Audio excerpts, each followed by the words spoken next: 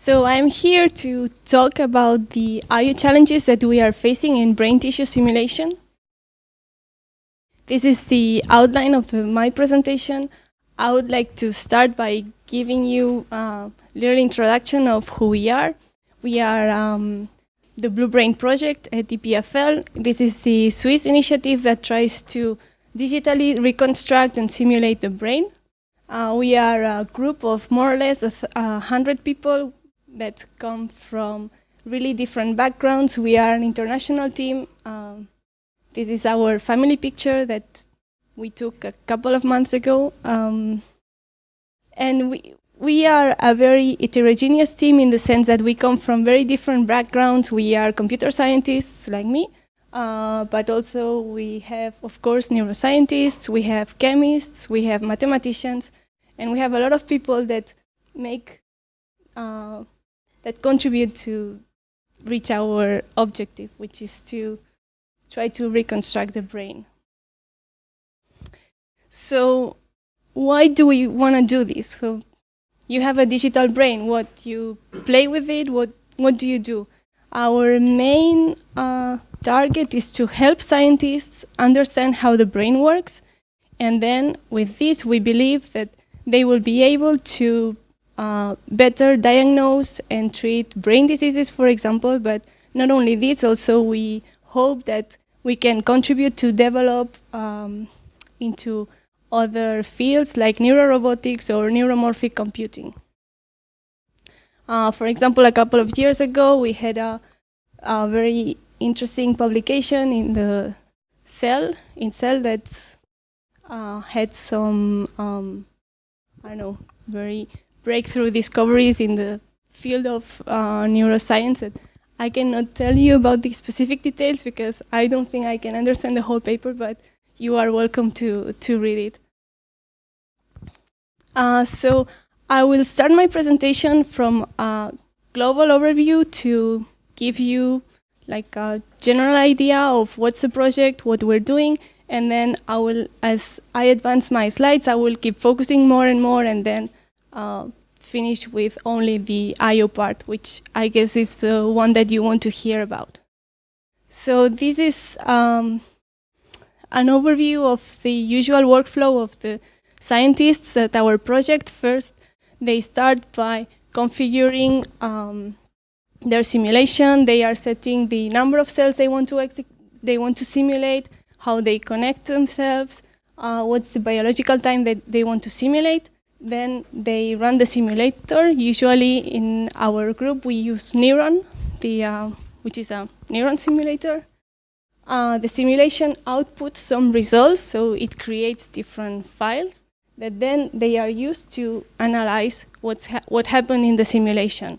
We have many ways to analyze this. Maybe they want to visualize what happened, so we have different tools that allow us to visualize the activity in the brain, but also they have some scripts that they can use to generate some plots or anything they want.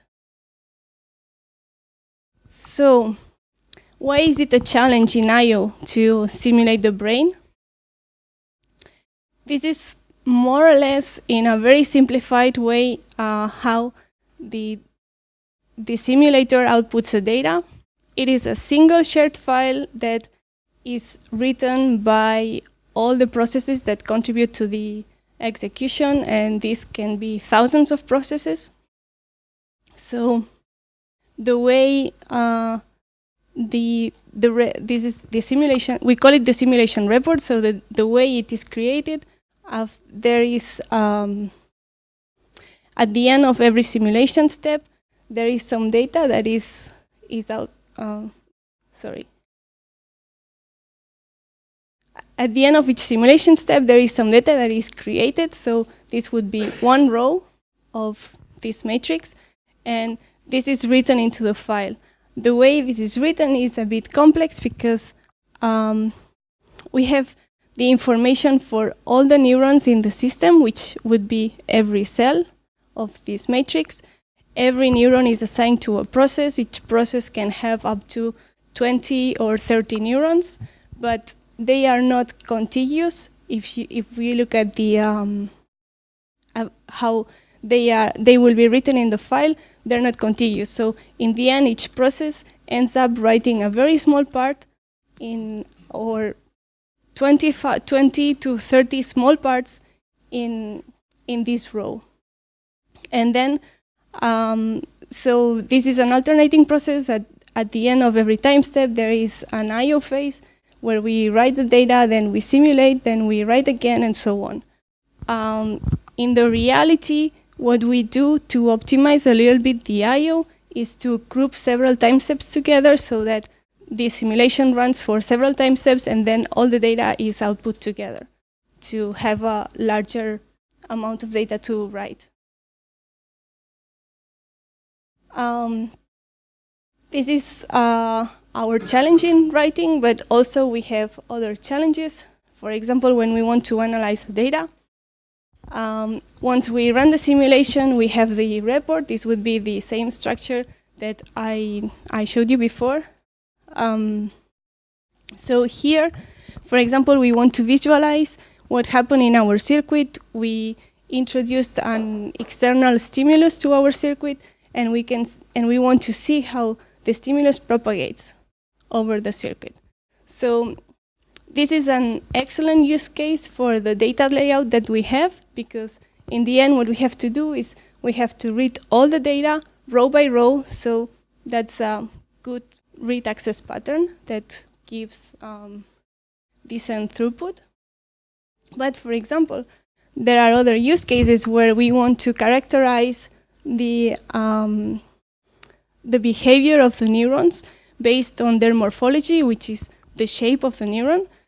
And we want to do that only for selected neurons. Maybe like here you can see a few neurons, but then we are simulating thousands of neurons. So we just want, like, I don't know, point something % of the data that we are writing.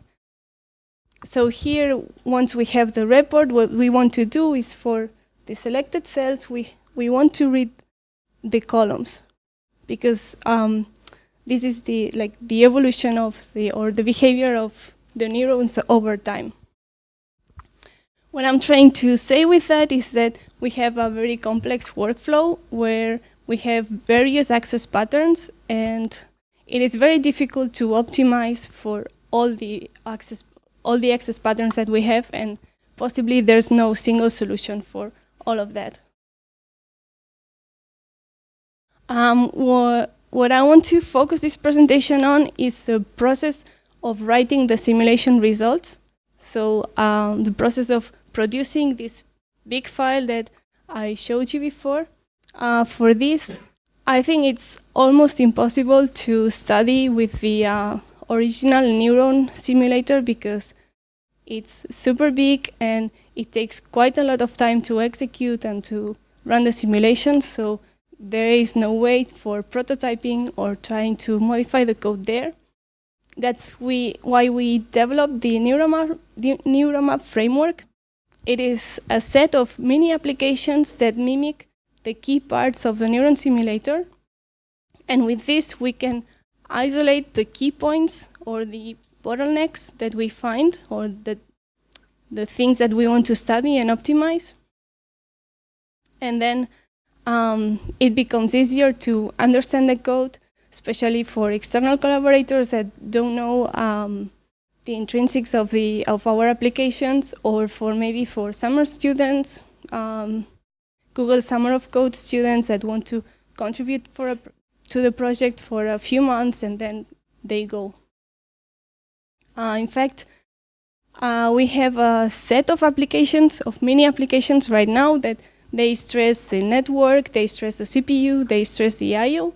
And if you want to know more about the whole work, my colleague Tim has presented this morning this paper at the applications track at ISC.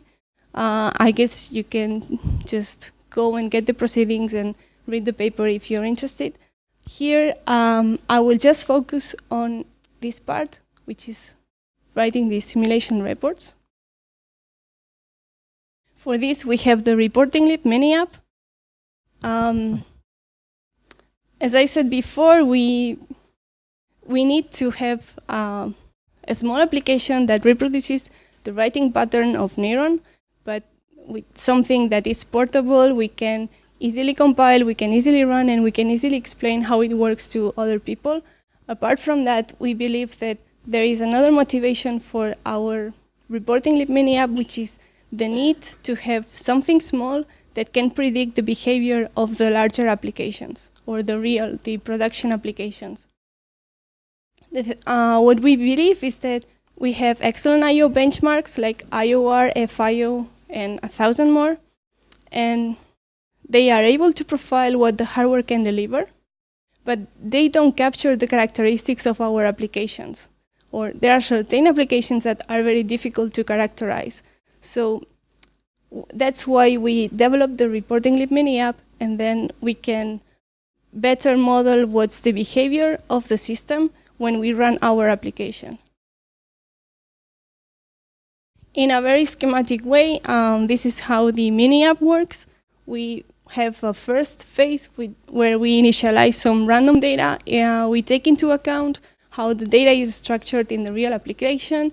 We take into account several different biological parameters or biological restrictions. But in the end, the data that we generate is random, so it has no biological meaning. As I explained before, we have a first loop or a first phase where we simulate that the simulator is running and it's running the neural simulation.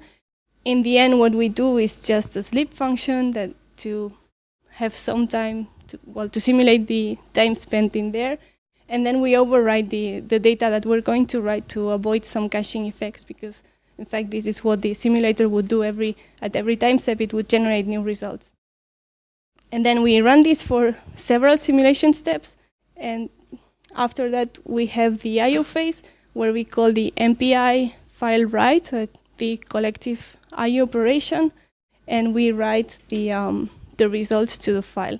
And we keep alternating this over and over until it is configurable, so we can set it to run it for as long as we want. To give you an overview of IME, it has just been presented, so I'm not going to take long in this slide. I borrowed the slide from DDN. Thanks for that. So we run the Reporting Lib mini app in different systems, from small x86 clusters to BlueGene supercomputers. But here, I think the most important results that we got were in the DDN platform, so that is what I'm going to present. The architecture or the system where we run looks like this. So we have our application that's running in parallel with MPI on the compute nodes. Then, as usual, we have the parallel file system at the bottom. And in between, we have this layer of IME servers that will catch the data that we are writing. This is one of the first set of results that we got. This is a small-scale system where we run up to 8 nodes and from 1 to 8 ranks per node. And here is the aggregated bandwidth that we get. I must say that this is the aggregated bandwidth that the application observes. So the application measures the time spent in I/O, and then from there it calculates the bandwidth. And I think this is important to understand the results. So here we used 4 IME servers that were available in this whole system, and we wanted to compare 2 different aspects. One is, what's the difference between running, like if I run IOR in the system or if I run the Reporting Lib mini app, what's the difference? So you can see we labeled the IOR benchmark as bench and our Reporting Lib mini app as neuroscience. So the dashed lines correspond to the IOR benchmark, and the solid lines correspond to our mini app, we can see that there is, so sometimes there is not much difference, but as we increase the number of nodes, we can see that the difference is very huge. So this, I think, justifies the need of having a mini app that models our writing or our execution pattern. Also, we wanted to model what's the influence of writing smaller or larger chunks of data at once. So we picked this case here of 650 kilobytes, which is a real use case that we have. And then from that, we picked a larger use case and a smaller use case. And also we can see that depending on the amount of data that we are writing, the system performs better or worse. So this is something that we should also take into account.